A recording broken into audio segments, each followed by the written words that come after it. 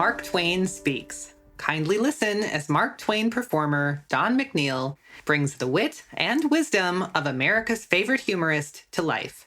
Everyone is welcome, and cigar smoking is encouraged. How do you celebrate New Year's Eve? Most folks have a long list of resolutions. They will give up whiskey, smoking. That will end for the new year.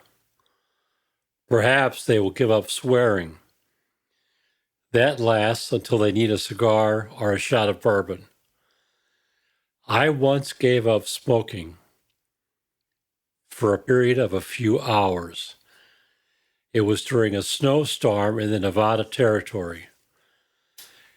If only I could live through that smoke calamity, I would give up smoking.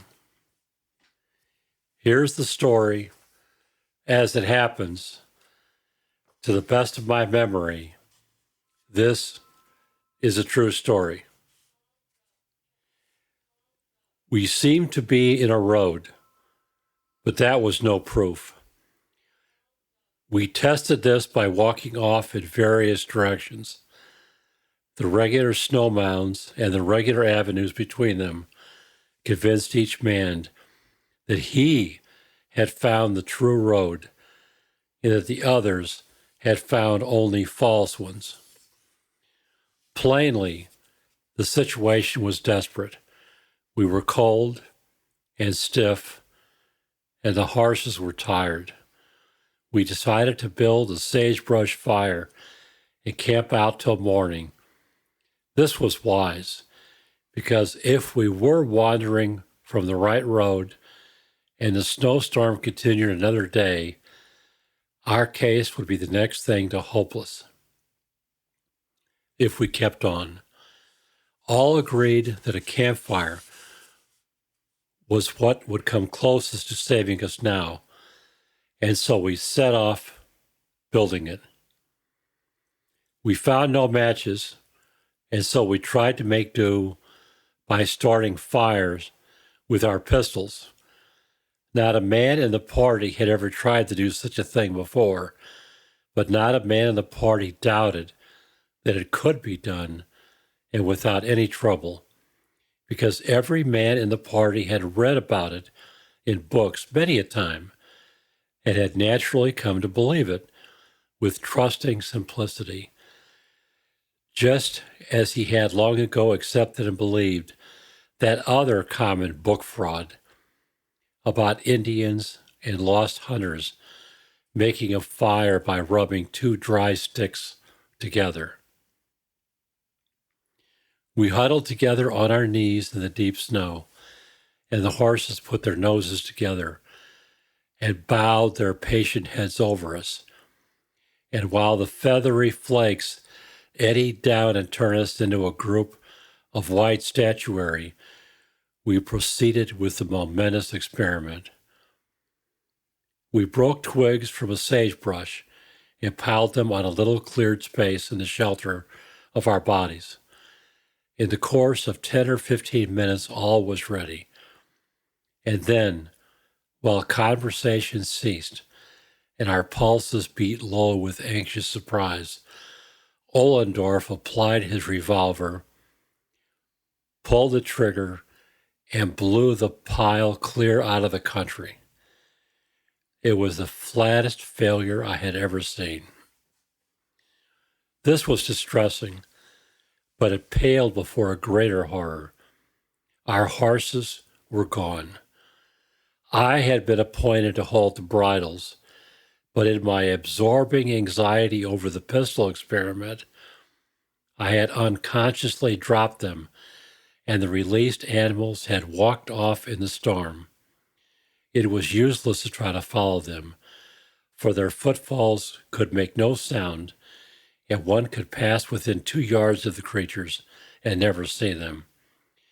We gave them up without an effort at recovering them, and cursed the lying books that said that horses would stay by their masters for protection and companionship in a distressful time like ours. We were miserable enough before, but felt still more forlorn now. Patiently, but with blighted hope, we broke more sticks and piled them, and once more the Prussians shot them into annihilation. Plainly, to light a fire with a pistol was an art requiring practice and experience. And the middle of a desert at midnight in a snowstorm was not a good place or time for acquiring of the accomplishment. We gave it up and tried the other. Each man took a couple of sticks and fell to chafing them together. At the end of half an hour, we were thoroughly chilled, and so were the sticks. We bitterly cussed the Indians, the hunters, and the books that had betrayed us with the silly device, and wondered dismally what was next to be done. At this critical moment, Mr. Ballou fished out 4 matches from the rubbish of an overlooked pocket. To have found 4 gold bars would have seemed poor and cheap. Good luck compared to this. One cannot think how good a match looks under such circumstances, or how lovable and precious and sacredly beautiful to the eye. This time we gathered sticks with high hopes, and when Mr. Ballou prepared to light the first match, there was an amount of interest centered upon him that pages of writing could not describe. The match burned hopefully a moment and then went out. It could not have carried more regret with it if it had been a human life. The next match simply flashed and died. The wind puffed the third one out, just as it was on the imminent verge of success. We gathered together closer than ever and developed a solicitude that was rapt and painful as Mr. Ballou scratched our last hope on his leg. It lit, burned blue and sickly, and then budded out in a robust flame. Shading it with his hands, the old gentleman bellowed gradually down, and every heart went with him. Everybody, too, for that matter, and blood and breath stood still. The flame touched the sticks at last, took gradual hold upon them, hesitated, took a stronger hold, hesitated again, held its breath 5 heartbreaking seconds, then gave a sort of human gasp and went out. Nobody said a word for several minutes. It was a solemn sort of silence. Even the wind put on a stealthy, sinister quiet and made no more noise than the falling flakes of snow. Finally, a sad-voiced conversation began, and it was soon apparent that in each of our hearts lay the conviction that this was our last night with the living. I had so hoped that I was the only one who felt so. When the others calmly acknowledged their conviction, it sounded like the summons itself. Mr. Ollendorf said, "Brothers, let us die together, and let us go without one hard feeling towards each other.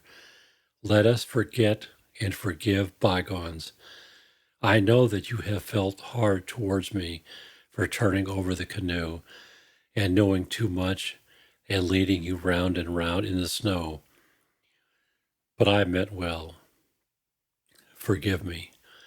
I acknowledge freely that I have had hard feelings against Mr. Ballou for abusing me and calling me a logarithm, which is the thing I do not know what, but no doubt a thing considered disgraceful and unbecoming in America.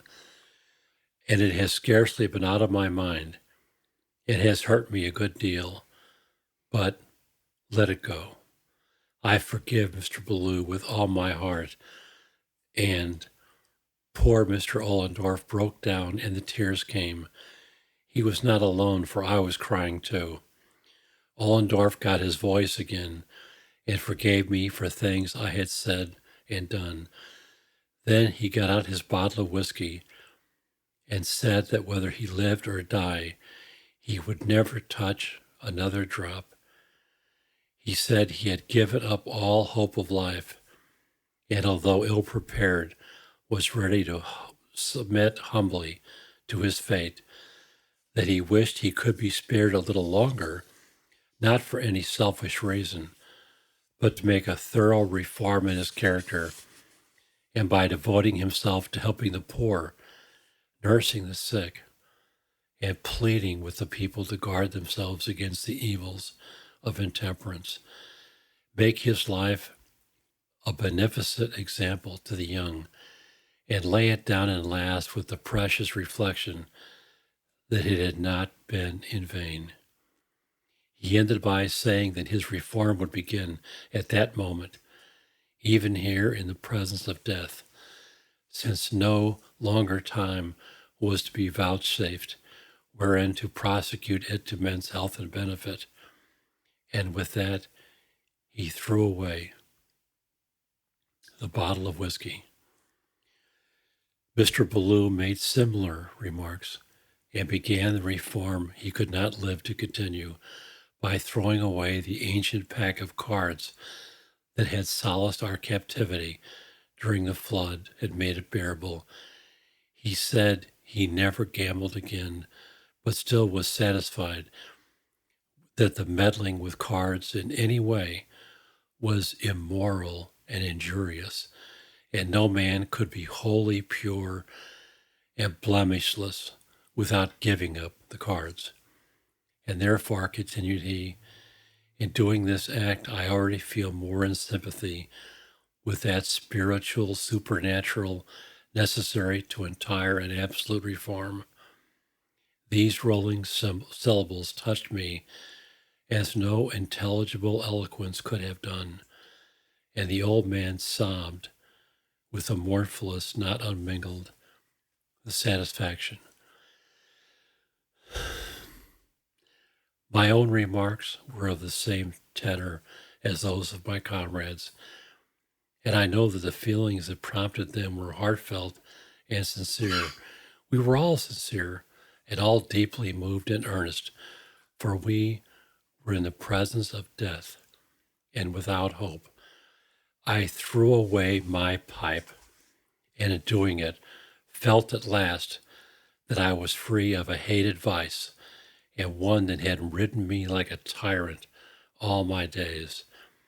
While I yet talked, the thought of the good that I might have done in the world, and the still greater good I might now do, with these new incentives and higher and better aims to guide me, if I could only be spared a few years longer, overcame me, and the tears came again. We put our arms about each other's necks and awaited the warning drowsiness that precedes death by freezing. It came stealing over us presently, and then we bade each other a last farewell.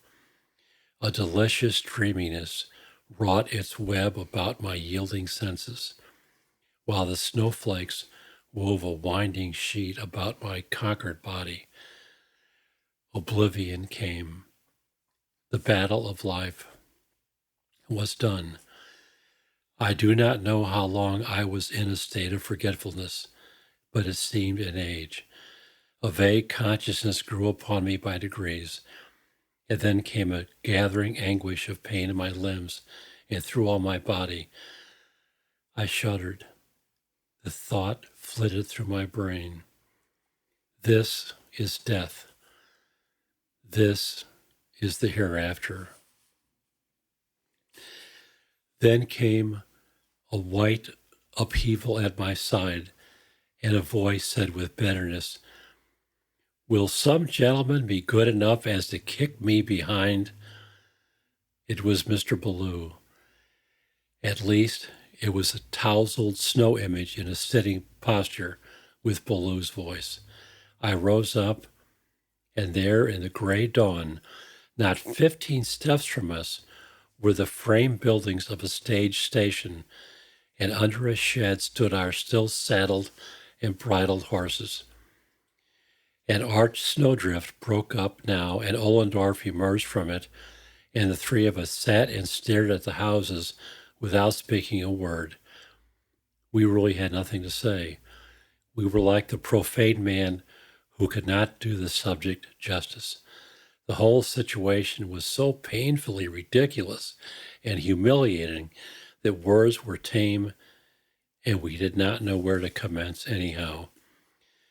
The joy in our hearts at our deliverance was poisoned, well not dissipated indeed. We presently began to grow pettish by degrees and sullen, and then angry at each other, angry at ourselves, angry at everything in general.